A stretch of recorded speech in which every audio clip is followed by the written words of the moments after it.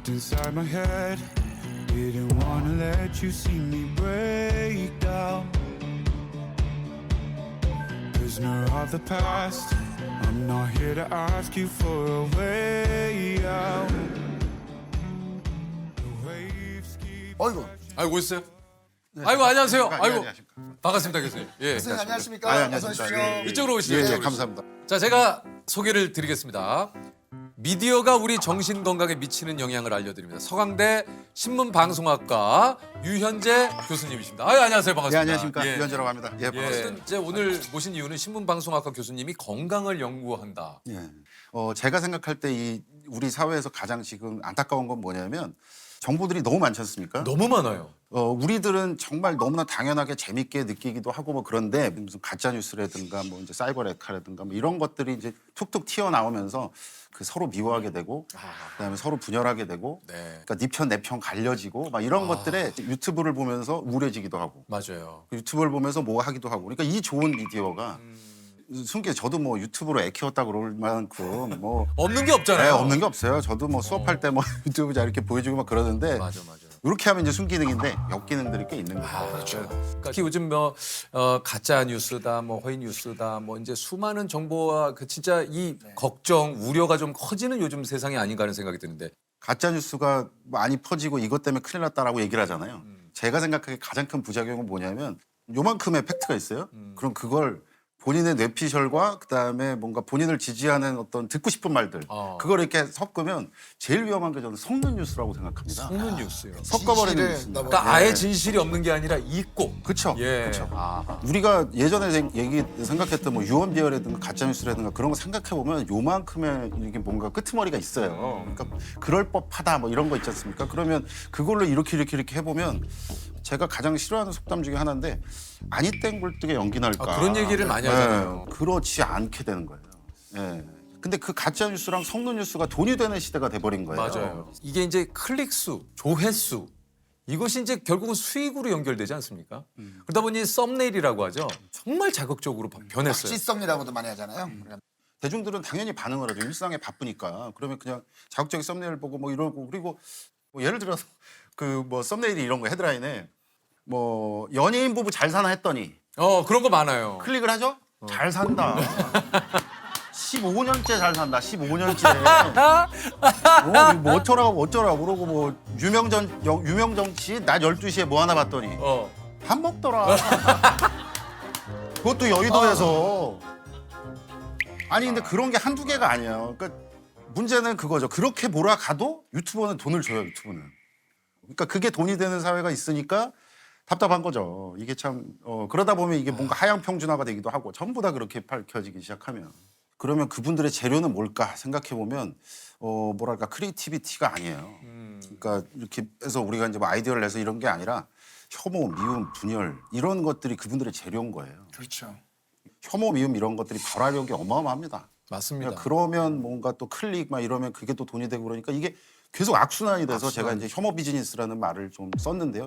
어쩔 수 없는 엄연한 현실이 아닐까라는 생각이 들어서 좀 안타까운 면이 있습니다. 나중에 제가 생각하기에 가장 큰 부작용은 뭐냐면 진실에 대해서 알고 싶어 하지도 않을 수도 있어요. 맞아요. 예. 맞아요. 가짜 뉴스에 계속해서 뭔가 뭐랄까 훈련을 받으면 확증 편향이라는 게 생기잖아요. 그런데 또 나한테 유리하면 그냥 뭐 그런 거지만 이렇게 될까 봐 그런 것들이 제가 가장 경계하고 있는 미디어의 역기능이다라고 말씀드릴 수가 있겠습니다. 소위 말해서 요즘 그 이제 확증 평양 뭐 내지는 이제 버블에 갇힌다고 하잖아요. 이제 맞습니다. 내가 계속 보는 정보에 따라서 알고리즘이 이제 인도해 주는 대로 따르다 보니까 내가 보고 내가 듣고 내가 하는 것이 진짜다.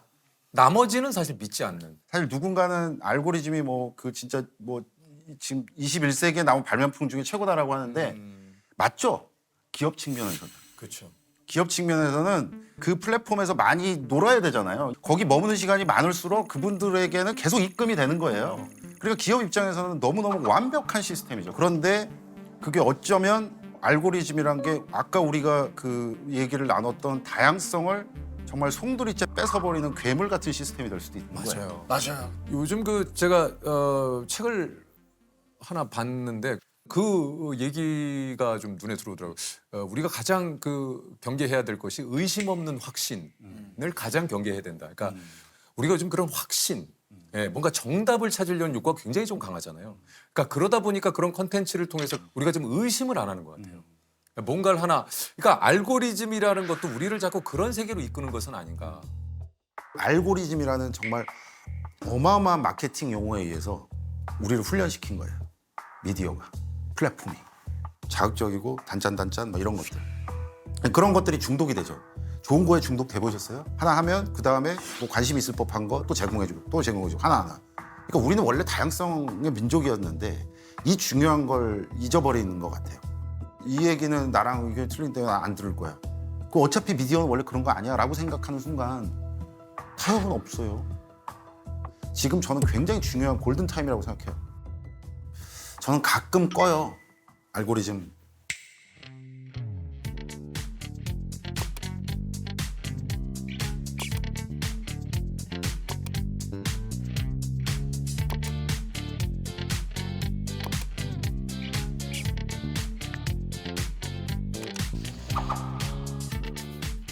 이런 또 좀 요즘 문제가 되는 것이 바로 그 이제 악플. 예. 이게 이제 뭐 도를 이제 넘는 악플들이 정말 많잖아요. 이게 이제 악의적이고. 그러니까 이런 악플도 이렇게 늘어나는 좀 이유가 좀 있을까요? 그러니까 저는 일종의 그 대중이 그 뭐랄까 게임을 하고 있는 게 아닌가? 그러니까 게임이 뭐 몰지각한 유튜버나 사이버 레카들이 공격 대상을 정해주잖아요.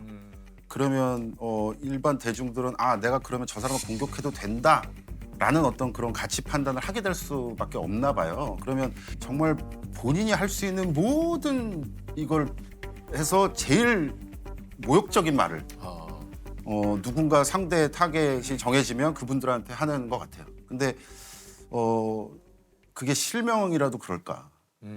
혹은 오프라인에서 그분들을 만났을 때 그렇게 할 수 있을까? 이 말씀을 좀 드리고 싶은 게요. 한나 아렌트라는 철학자가 이제 악의 평범성이라는 얘기를 했어요. 근데 그 악의 평범성이라는 게 어떤 거냐면 뿔 달린 사람이 어마어마한 사람이 그렇게 배설 수준의 누군가를 상처를 주고 막 이런 게 아닌 거예요. 악을 퍼뜨리는 사람은 지극히 평범하다. 그리고 당신도 될 수 있고 나도 될 수 있다. 어떤 상황에 처하게 되면 굉장히 평범한 악이 모여서 어마어마한 악이 된다라는 거예요. 근데 댓글이 너무 험하게 그러니까 배설 수준으로 나온 분들을 만약에 잡아서 물어보면 둘 중에 하나 다릅니다. 나만 그랬어? 그리고 내가 진짜로 때렸냐 그 사람? 근데 아까 제가 말씀드렸던 것처럼 지금 이런 우리 같은 초연결 사회에서는 온라인에서 공격하는 게 훨씬 더 타격감이 셉니다. 맞아요. 그러니까 저는 이런 부분을 좀 반영을 해서 미디어와 관련된 규정이 빨리 좀 우리나라에만 있는 법을 좀 보고 싶어요. 네, 맞아요. 사실 유튜브 그다음에 SNS 이런 관련 어떤 제한을 두는 법들을 저한테 인터뷰가 들어오면 저는 항상 유럽 예를 들게 되는 거예요. 유럽엔 있어요. 있어요? 그러니까 벌금을 어느 정도 규모냐면 뭐 700억. 그리고 24시간 내에 뭔가 조치 취할 것. 뭐 이렇게 되는 겁니다. 사회의 경종을 들으면. 이거는 정말 우리 사회에서 받아들일 수 없는 죄야. 그리고 이건 뭐 표현의 자유나 이런 숭고한 가치를 들이대면 안 돼. 라고 해서 국가에서 뭔가 제한을 두는 거예요. 그래서 저는 그런 법들이 좀 촘촘히 좀 만들어졌으면 좋겠다라는 생각이 좀 들고요. 우리가 그런 국내법을 마련하고 유튜브에 약간 특별 요구를 할 수도 있을 겁니다. 왜 그러냐면 현실은 우리나라가 뭐 전 세계에서 거의 유튜브를 가장 많이 쓰는 국가 중에 하나고 유튜브가 우리나라에서 벌어가는 돈도 많고 그러면 책임성을 요구하는 거죠. 당연히 할 수 있겠죠.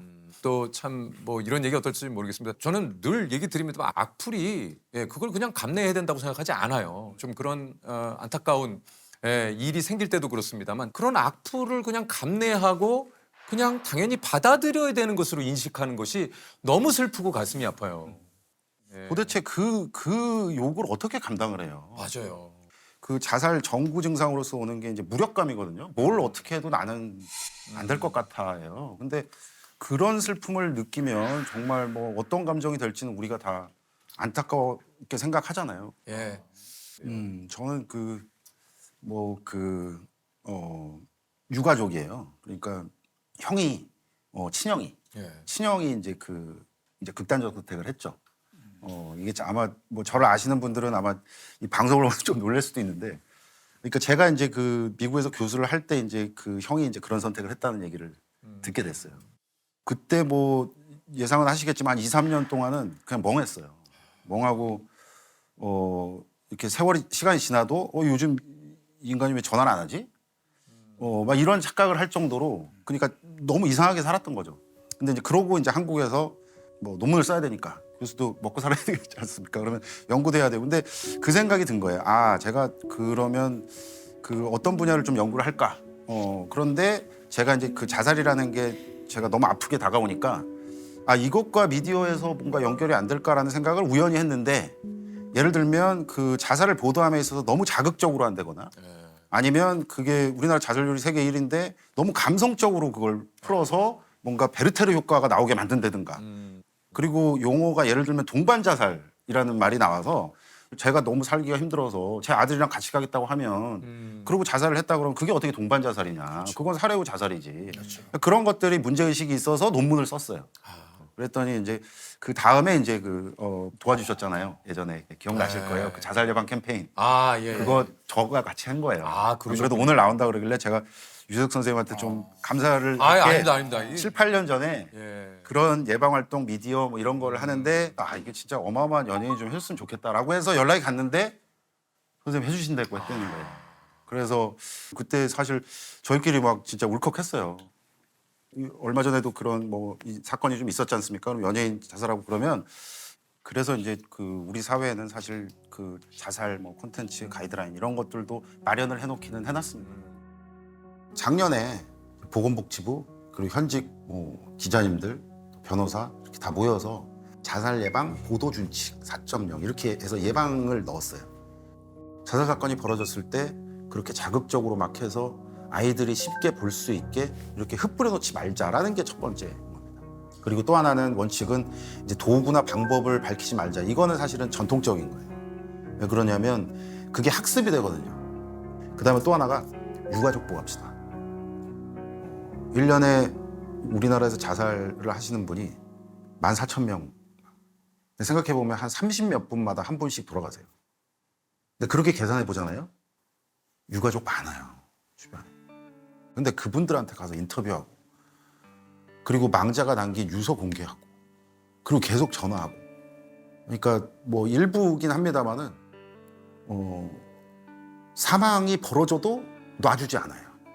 왜 그러냐면 돈이 되니까. 치유는 안 돼요. 그 형 죽은 다음에 정말 계속해서 저도 모르게 핸드폰을 보면서 내가 먼저 전화해볼까? 막 이러면서 실제로 전화를 해보기도 하고 막 그랬죠. 그런데 그게 저만 그랬겠어요? 많은 유가족들이 그랬죠. 뭔가 유가족에 대한 예의 그리고 또 다른 자살을 막을 수 있는 어떤 예방 차원에서 그렇게 괴롭히지 말자는 거예요. 그런 위기에 처했을 때 어떻게 도움을 받을까? 그런 정보를 제공하자.